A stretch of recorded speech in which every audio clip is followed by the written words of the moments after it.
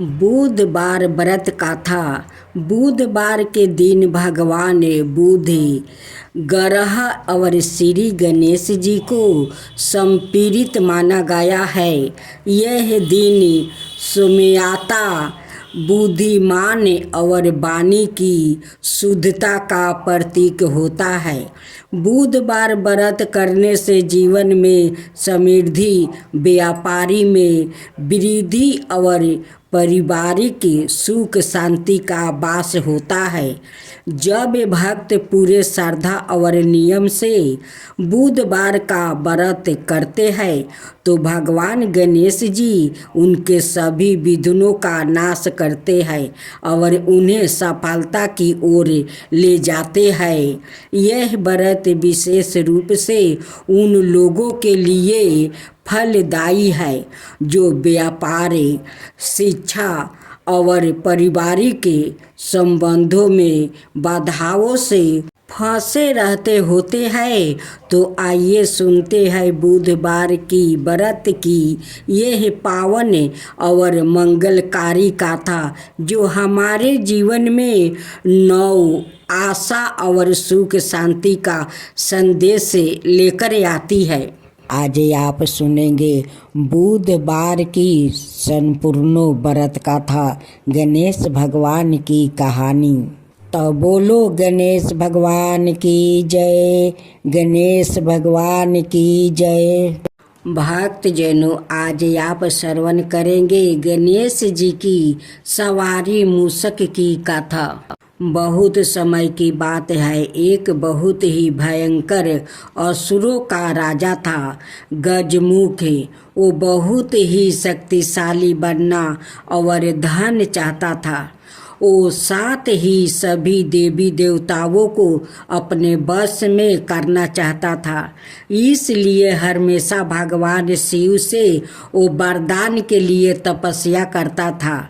शिव जी से वरदान पाने के लिए वो अपना राज्य छोड़कर जंगल में जाकर वो रहने लगा और शिव जी से वरदान प्राप्ति करने के लिए बिना पानी पिए, भोजन खाए रात दिन तपस्या करने लगा।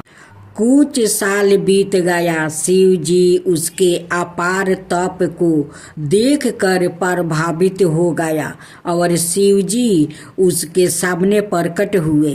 शिव जी ने खुश होकर उसे दैविक शक्तियों प्रदान किया जिससे वो बहुत शक्तिशाली बन गया। सबसे बड़ी ताकत जो शिव जी ने उसे प्रदान किया वो यह था कि उसे किसी भी शास्त्र से नहीं मारा जा सकता। असुर गजमुख को अपनी शक्तियों पर गर्व हो गया और वो अपने शक्तियों का दुरुपयोग करने लगा और देवी देवताओं पर आक्रमण करने लगा। मात्र शिव, विष्णु, ब्रह्मा और गणेश ही उसके आतंक से बचे हुए थे। गजमुख चाहता था कि हर कोई देवता उसकी पूजा करे। सभी देवता शिव, विष्णु और ब्रह्मा जी के शरण में पहुंच गया और अपनी जीवन की रक्षा के लिए गुहार करने लगा। यह सब देखकर शिव जी ने गणेश को, असुर गजमुख को यह सब करने से रोकने के लिए भेजा। गणेश जी ने गजमुख के साथ युद्ध किया और असुर गजमुख को बुरी तरह से घायल कर दिया, लेकिन तब भी वो नहीं माना। उस रक्षक ने सवाय को एक मूस के रूप में बदल दिया और गणेश जी की और आक्रमण करने के लिए वो दौड़ा। जैसे ही वो गणेश जी के पास पहुंचता, गणेश जी कूद कर उसके ऊपर बैठ गया और गणेश जी ने गजमुख को जीवन भर के मूस में बदल दिया और अपने वाहन के रूप में जीवन भर के लिए वो राख लिया। बाद में गजमुख भी अपने इस रूप से खुश हुआ और गणेश जी का प्रिय मित्र भी बन गया। एक समय की बात है कि साहूकार अपनी पत्नी को लाने के लिए अपने ससुराल गया। कुछ दिन रहने के बाद उसने अपनी पत्नी के साथ अपने घर आने की सोची। दुर्भाग्य से उस दिन बुधवार का दिन था। लड़की के परिवार वालों ने कहा कि आज बुधवार का दिन है, जो कि किसी कार्य हेतु शुभ नहीं माना जाता है, इसलिए आज तुम मत जाओ। किंतु साहूकार ने किसी की एक न मानी और पत्नी को लेकर अपने ससुराल से घर को प्रस्थान किया। रास्ते में साहूकार की पत्नी को प्यास लगी। उसकी पत्नी कहती है कि मुझे बहुत जोर से प्यास लगा है। साहूकार ने कहा, ठीक है, तुम बैलगाड़ी में ही बैठी रहो, पानी लेकर अभी आता हूँ। जब वो पानी लेकर आया तो उसने देखा कि उसकी शकल का एक आदमी उसकी पत्नी के साथ बैठा है। तब उसने जाकर उस पुरुष से पूछा, तुम कौन हो? तब उसने कहा, मैं साहूकार हूँ। और फिर दोनों के बीच में झगड़ा शुरू हो गया और वहाँ लोग और कुछ सिपाही आ गया, जिन्होंने उस स्त्री से पूछा, तुम्हारा पति कौन है? तब वो इसका उत्तर ना दे सकी और साहूकार अपने मन में कहने लगा कि ये प्रभु की कैसी लीला है। तब आकाशवाणी हुई और बोली, मूर्ख, आज बुधवार का दिन है, तब भी तूने आज ही गावना करा कर ले आया है। सब भगवान बुध देव के प्रकोप से हो रहा था, वो तो तुझसे रूठे हुए है। तब साहूकार ने भगवान बुध देव से क्षमा याचना किया। तब वो आकाशवाणी खत्म हो गई और इंसान के रूप में आए बुध देव भी अदृश्य हो गया। और फिर साहूकार अपनी पत्नी संग घर गया और भगवान बुध देव की पूजा की। जो भी इस व्रत गाथा को सुनता है और उसको बुधवार की यात्रा करने का पाप नहीं लगता है। अब सुने दूसरा। समतापुर नगर में मधुसूदन नाम का एक व्याकित रहता था। वो बहुत धन्यवान था। मधुसूदन का विवाह बालरामपुर नगर की सुंदर और गुणवती लड़की संगीता से हुआ था। एक बार मधुसूदन अपनी पत्नी को लेने बुधवार के दिन बलरामपुर गया। मधुसूदन ने पत्नी के माता पिता से संगीता को विदा करने के लिए कहा। माता पिता बोले, बेटा, आज बुधवार है, बुधवार को किसी भी शुभ कार्य के लिए यात्रा नहीं करते। लेकिन मधुसूदन नहीं माना। उसने ऐसी शुभ अशुभ की बातों को नहीं मानने की बात कही। तब आग्रह करने पर संगीता के माता पिता ने बेबस होकर दोनों को विदा कर दिया। दोनों ने बैलगाड़ी से यात्रा आरंभ किया। 2 कोस की यात्रा के बाद उसकी गाड़ी का एक पहिया टूट गया। वहां से दोनों ने पैदल ही यात्रा शुरू की। रास्ते में संगीता को प्यास लगी। मधुसूदन उसे एक पेड़ के नीचे बैठाकर जल लेने चला गया। थोड़ी देर बाद जब मधुसूदन कहीं से जल लेकर वापस आया तो वो बुरी तरह हैरान हो उठा, क्योंकि उसकी पत्नी के पास उसकी ही शकल सूरत का एक दूसरा व्याकृत बैठा था। संगीता भी मधुसूदन को देखकर हैरान रह गई। वो दोनों में कोई अंतर नहीं कर पाई। मधुसूदन ने उस व्याकृत से पूछा, तुम कौन हो और मेरी पत्नी के पास क्यों बैठे हो? मधुसूदन की बात सुनकर उस व्याकृत ने कहा, अरे भाई, यह मेरी पत्नी संगीता है। मैं अपनी पत्नी को ससुराल से विदा कराकर लाया हूँ, लेकिन तू कौन हो जो मुझसे ऐसा प्रश्न कर रहे हो? मधुसूदन ने लगभग चीखते हुए कहा, तुम जरूर कोई चोर या ठग हो। यह मेरी पत्नी संगीता है। मैं इसे पेड़ के नीचे बैठाकर जल लेने गया था। इस पर उस व्याकृत ने कहा, अरे भाई, झूठ तो तुम बोल रहे हो। संगीता को प्यास लगने पर जल लेने तो मैं गया था। मैंने तो जल लाकर अपनी पत्नी को पिला भी दिया है। अब तुम चुपचाप यहाँ से चलते बनो, नहीं तो किसी सिपाही को बुलवा कर तुम्हें पकड़वा दूंगा।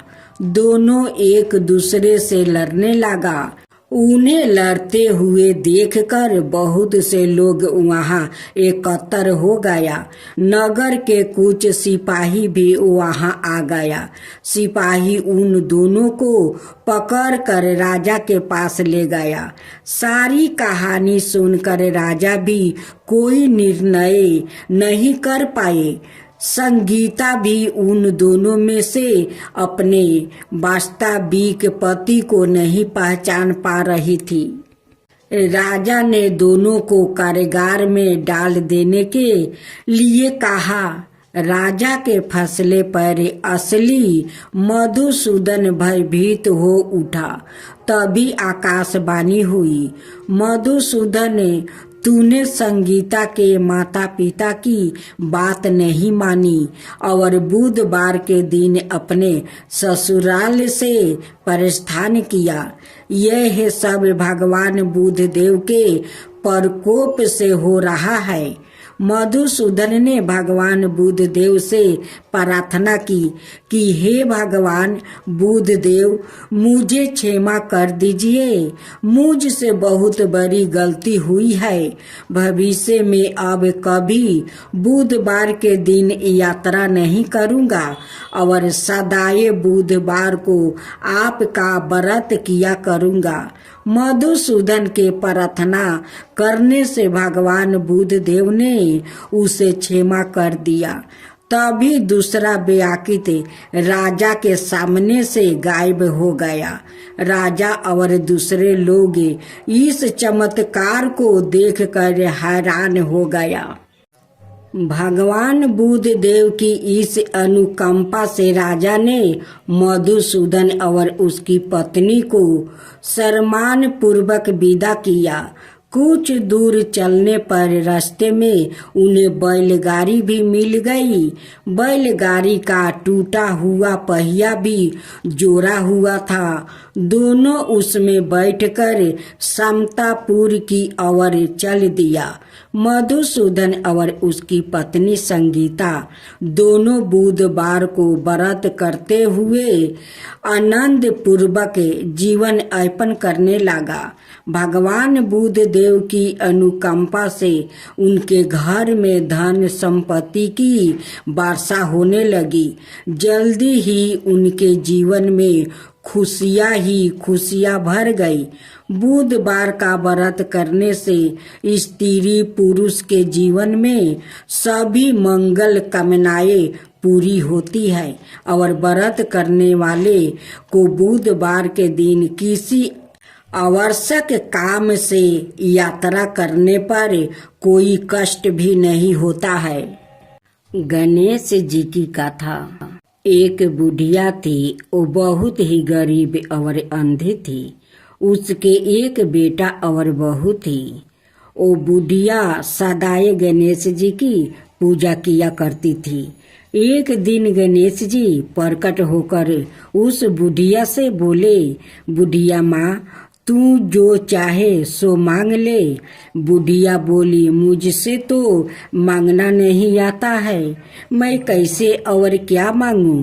तब गणेश जी बोले, अपने बहू बेटे से पूछ कर मांग ले। तब बुढ़िया ने अपने बेटे से कहा, गणेश जी कहते हैं तू कुछ मांग ले, बताओ मैं क्या मांगू। बेटा ने कहा, माँ तू धन मांग ले। बहू से पूछा तो बहू ने कहा, नाती मांग लो। तब बुढ़िया ने सोची कि यह तो अपने अपने मतलब की बात कर रहा है। अतः उसे बुढ़िया ने पड़ोसिन से पूछा तो उसने कहा, बुढ़िया तू तो थोड़ी दिन जिएगी, क्यों तू धन मांगे और क्यों तू नाती मांगे। तू तो अपनी आंखें की रोशनी मांग ले, जिससे तेरी जिंदगी आराम से कट जाए। इस पर बुढ़िया बोली, यदि आप प्रसन्न है तो मुझे 9 करोड़ की माया दे, निरोगी का काया दे, अमर सुहाग दे, आंखों की रोशनी दे, नाती दे, पोता दे और सब परिवार को सुख दे और अंत में मोक्ष दे। यह सुनकर तब गणेश जी बोले, बुढ़िया माँ, तूने तो हमें ठगा लिया रे। फिर भी जो तूने मांगा है वचन के अनुसार सब तुझे मिलेगा। और यह कहकर गणेश जी अंतर ध्यान हो गए। उधर बुढ़िया माँ ने जो कुछ मांगा वो सब कुछ मिल गया।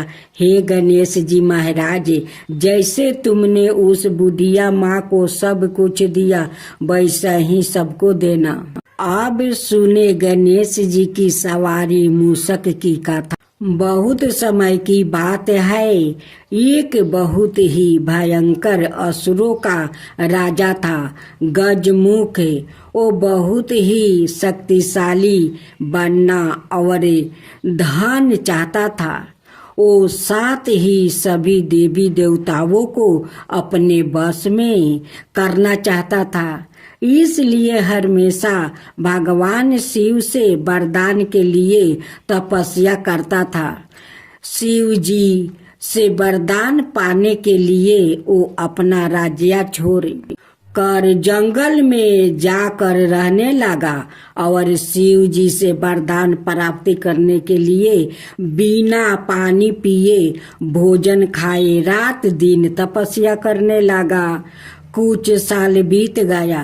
शिव जी उसके अपार तप को देखकर प्रभावित हो गया और शिव जी उसके सामने प्रकट हुए।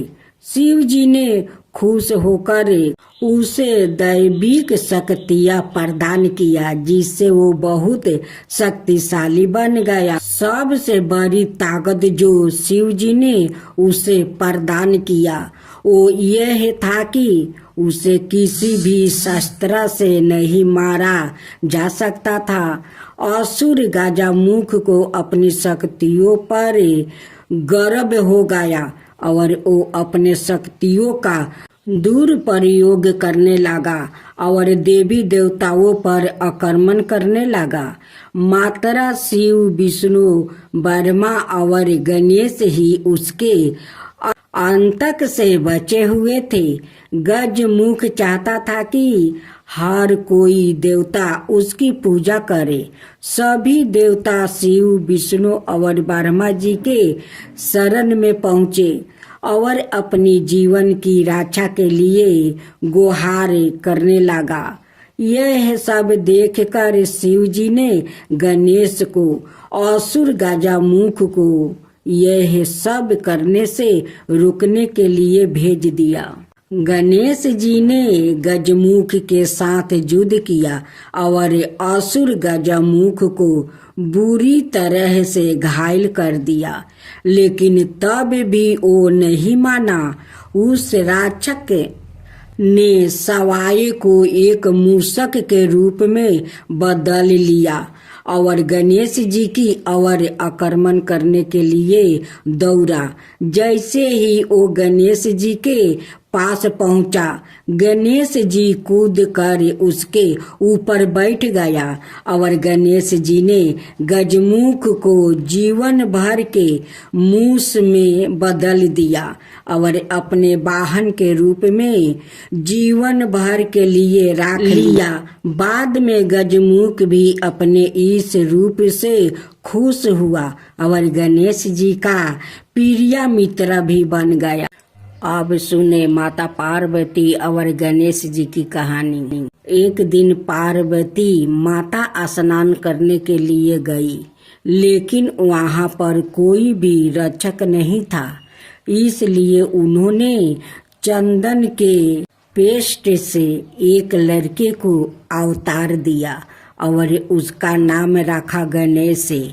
माता पार्वती ने गणेश को आदेश दिया कि उनकी अनुमति के बिना किसी को भी घर के अंदर ना आने दिया जाए। जब शिव जी वापस लौटे तो उन्होंने देखा कि द्वार पर एक लड़का खड़ा है। जब वो अंदर जाने लगे तो उस लड़का ने उन्हें रोक लिया और नहीं जाने दिया। यह देख शिव जी क्रोधित हुआ और अपने सवारी बैल नंदिनी को उस बालक से युद्ध करने को कहा, पर युद्ध में उस छोटे बालक ने नंदी को हरा दिया। यह देखकर भगवान शिव जी ने क्रोधित होकर उस बाल गणेश के सर को काट दिया। अब माता पार्वती वापस लौटी तो वो बहुत दुखी हुई और जोर जोर से रोने लगी।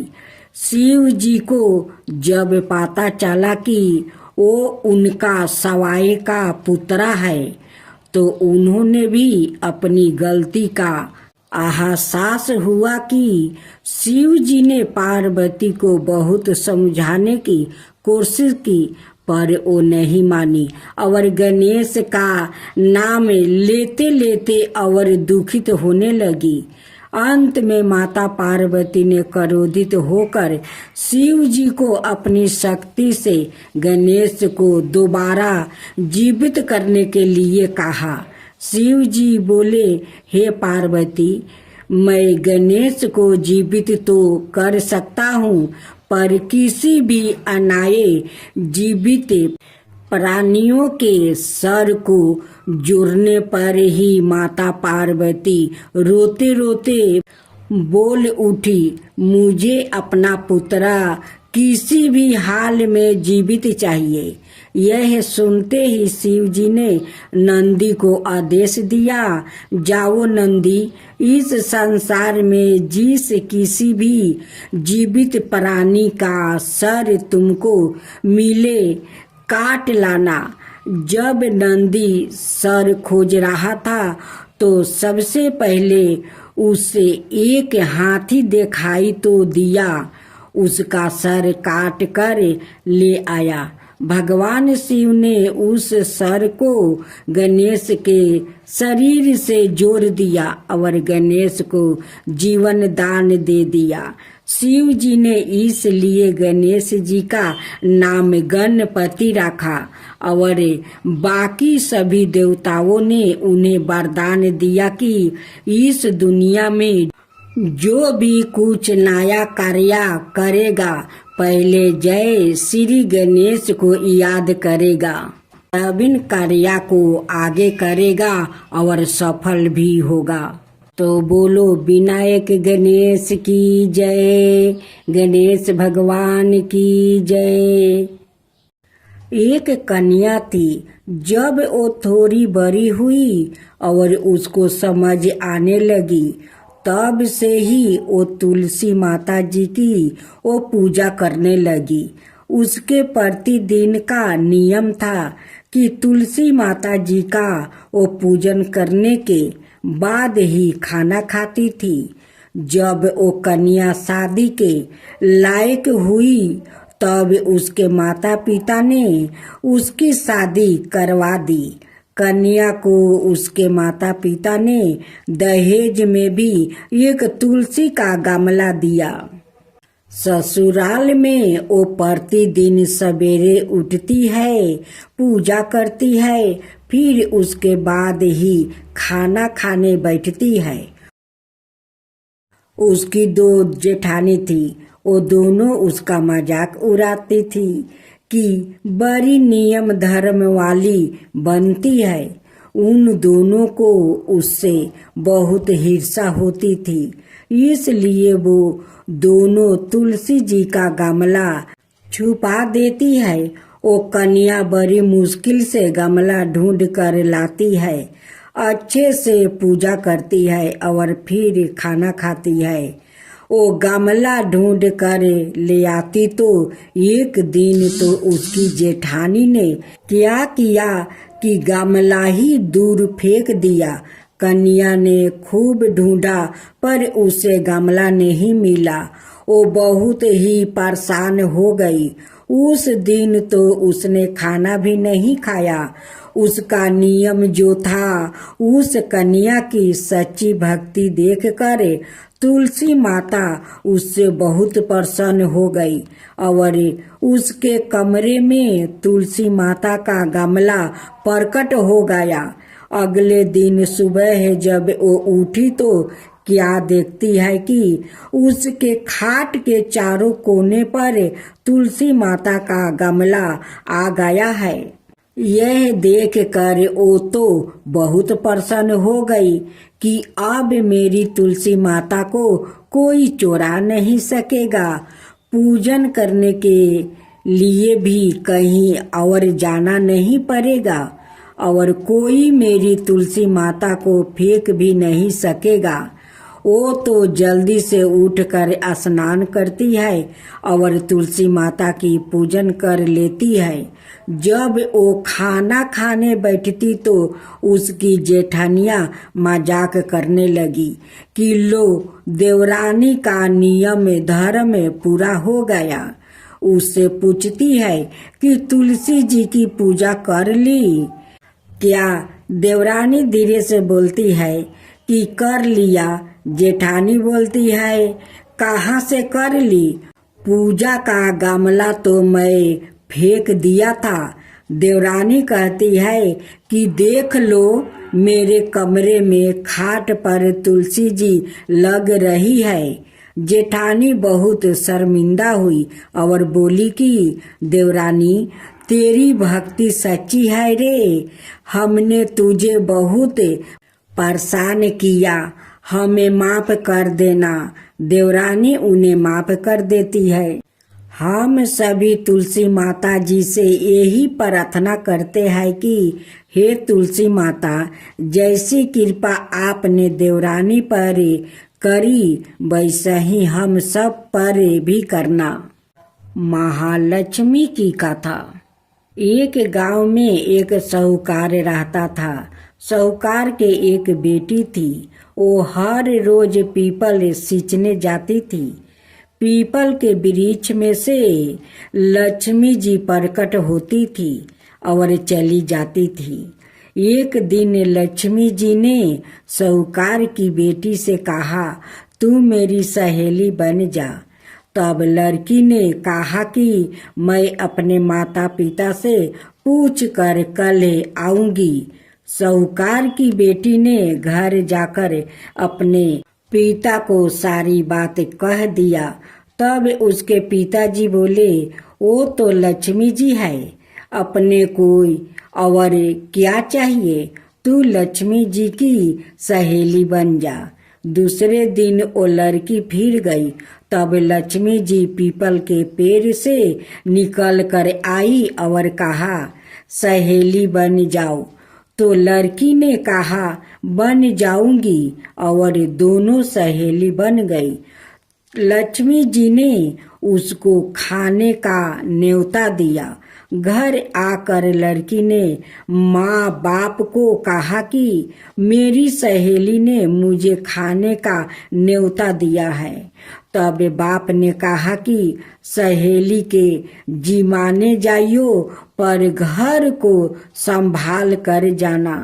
तब वो लक्ष्मी जी के यहाँ जिमाने गई तो लक्ष्मी जी ने उसे साल दुसाला ओढ़ने के लिए दिया, रुपये दिए, सोने की चौकी, सोना की थाली में 36 प्रकार का भोजन करवा दिया। भोजन कर जब वो जाने लगी तो लक्ष्मी जी ने पल्लू पकड़ लिया और कहा कि मैं भी तेरे घर भोजन करने आऊंगी। तो उसने कहा आ जाइए। वो घर जाकर चुपचाप बैठ गई। तब बाप ने पूछा कि बेटी सहेली के यहाँ भोजन कर आ गई और तू उदास क्यों बैठी है? तो उसने कहा पिताजी मेरे को लक्ष्मी जी ने इतना दिया, अनेक प्रकार के भोजन करवाया, परंतु मैं कैसे भोजन कराऊंगी? अपने घर में तो कुछ भी नहीं है। तब उसकी पिता ने कहा कि गोबर मिट्टी से चौका लगाकर घर की सफाई कर लेना, 4 मुख वाला दिया जलाकर लक्ष्मी जी का नाम लेकर रसोई में बैठ जाना। लड़की सफाई करके लड्डू लेकर बैठ गई। उसी समय एक रानी नहा रही थी। उसका 9 लाखा हार चील उठाकर ले गई और उसके घर और 9 लाखा हार डाल गई और उसका लड्डू ले गई। बाद में वो हार को तोड़कर बाजार में बेचने गई और सामान लेने लगी। तो सोनार ने पूछा कि क्या चाहिए? तब उसने कहा कि सोने की थाली, सोने का थाल, साल दुसाला दे दो, मोहर दे दो और समगरही दे दो, 36 प्रकार का भोजन हो जाए, इतना सामान दे दो। सारी चीजें लेकर बहुत तैयारी करी और रसोई बनाई। तब गणेश जी से कहा कि लक्ष्मी जी को बुलाओ। आगे आगे गणेश जी और पीछे पीछे लक्ष्मी जी आई। उसने फिर चौकी डाल दी और कहा सहेली चौकी पर बैठ जाइए। जब लक्ष्मी जी ने कहा सहेली चौकी पर तो राजा रानी के भी नहीं बैठती हूँ, किसी के भी नहीं बैठती हूँ। तो उसने कहा कि मेरे यहाँ तो बैठना पड़ेगा। फिर लक्ष्मी जी चौकी पर बैठ गई। तब उसने बहुत खातिर की, जैसे लक्ष्मी जी ने करी थी वैसे ही उसने करी। लक्ष्मी जी उस पर खुश हो गई। घर में खूब रुपया और लक्ष्मी हो गई। साहूकार की बेटी ने कहा मैं अभी आ रही हूँ, तुम यही बैठी रहना, और वो चली गई। लक्ष्मी जी गई नहीं और चौकी पर बैठी रही। उसको बहुत दौलत दी। हे लक्ष्मी जी, जैसे तुमने साहूकार की बेटी को दिया वैसा ही सबको देना। कहते सुनते हुंकार भरते अपने सारे परिवार को दिया। पीहर में देना, ससुराल में देना, बेटे पोते को देना। हे लक्ष्मी माता, सबका कष्ट दूर करना, दलिद्रता दूर करना, सबकी मनोकामना पूर्ण करना।